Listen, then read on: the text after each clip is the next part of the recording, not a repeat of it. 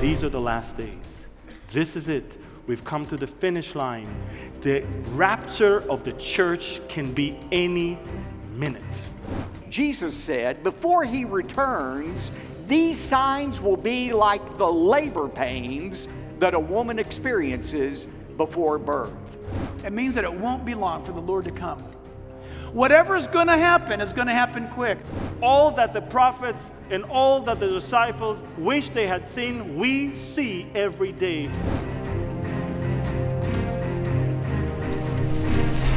Iran is the #1 designated terrorist state in the world.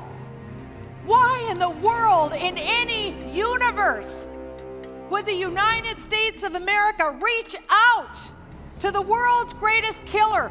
The Nazis believed in a master race. The militant Islamists believe in a master faith. They just disagree about who among them will be the master of the master faith.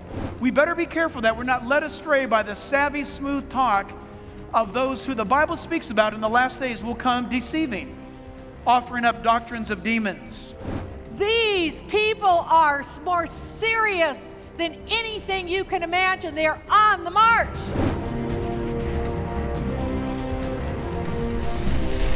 When we first understand who we are, then we understand the grand larceny that has happened in this nation. The grand larceny of our legacy.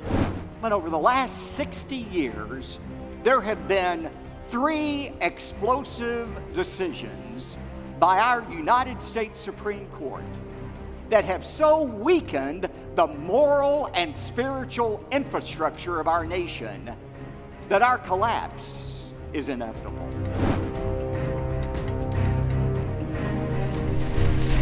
I came from Jerusalem and the tomb is still empty. We worship a living God. This isn't it. This is fading away. We're going to our true home with joy. For the Lord himself will descend from heaven with a shout, with the voice of the archangel and the trumpet of God, and the dead in Christ will rise first. Then we, who are alive and remain, shall be caught up, that's the word rapture, together with them in the clouds to meet the Lord in the air, and thus we shall always be with the Lord. Therefore, comfort one another with these words. We have not been called to save America.